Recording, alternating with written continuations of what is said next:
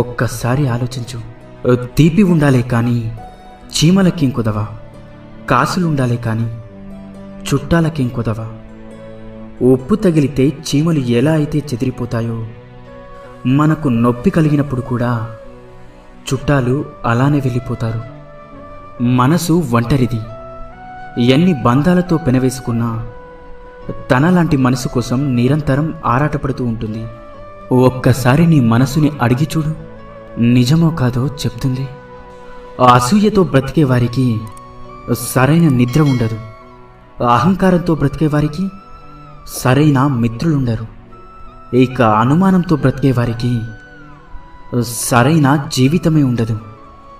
ఇకపై అబద్ధమే చెప్పకూడదు అని నిర్ణయం తీసుకున్నప్పుడే ఎవరో ఒకరు వచ్చి బాగున్నావా అని అడుగుతారు.